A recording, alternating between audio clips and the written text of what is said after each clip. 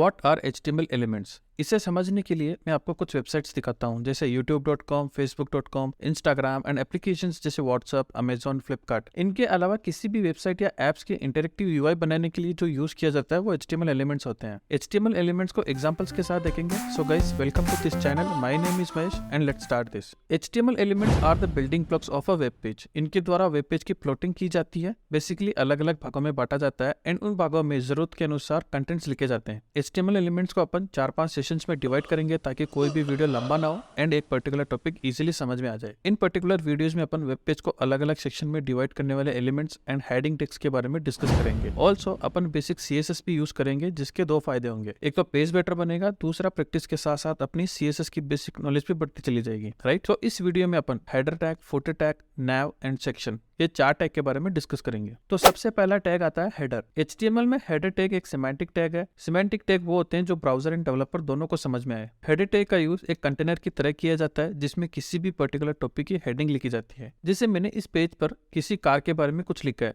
Basically car के features बताए हैं, तो उस कार की हेडिंग्स देने के लिए मैं हेडर टैग का यूज कर सकता हूँ। हेडर टैग किसी भी कंटेंट्स के हेडिंग्स को दर्शाता है। हर बार हेडिंग्स देने के लिए हेडर टैग का यूज करें, ये जरूरी तो नहीं, लेकिन इसका यूज HTML डॉक्यूमेंट में कम से कम एक बार तो होना ही चाहिए ताकि SEO बेटर बन सके। अब व्हाट इज SEO, इसको साइड में रखते हैं बाद में समझने के लिए। हेडर टैग का यूज लिंक्स को दर्शाने के लिए भी किया जा सकता है, जैसे आप स्क्रीन पर देख रहे हो। एक HTML डॉक्यूमेंट में एक से अधिक हेडर टैग हो सकते हैं। हेडर टैग को फुटर टैग, एड्रेस टैग या किसी दूसरे हेडर टैग में लिखने से बचना चाहिए, क्योंकि ये अच्छी प्रैक्टिस नहीं है और ना ही अच्छे डेवलपर की पहचान। सेकंड टैग है फुटर, जिसे नाम से पता चल रहा है कि ये सबसे नीचे लिखे जाने वाला टैग है। इस टैग में वेबसाइट की copyright information, author information, navigation and social links आदि लिखे जाते हैं। HTML में नाम के अनुसार टैग्स अपने आप को मूव नहीं करते हैं, इनको मूव करना पड़ता है। बेटर समझने के लिए HTML में इनको ये नाम्स दिए गए हैं। ये सिमेंटिक टैग्स हैं एंड सिमेंटिक टैग का मतलब ये होता है कि ब्राउजर एंड डेवलपर दोनों को समझ में आ जाए। फुटर को सबसे नीचे मूव करने के लिए ये CSS होती है। डोंट वरी, इन सबको अपन CSS वाले वीडियोस में डिस्कस करेंगे। HTML में बाय डिफॉल्ट कुछ एलिमेंट्स को CSS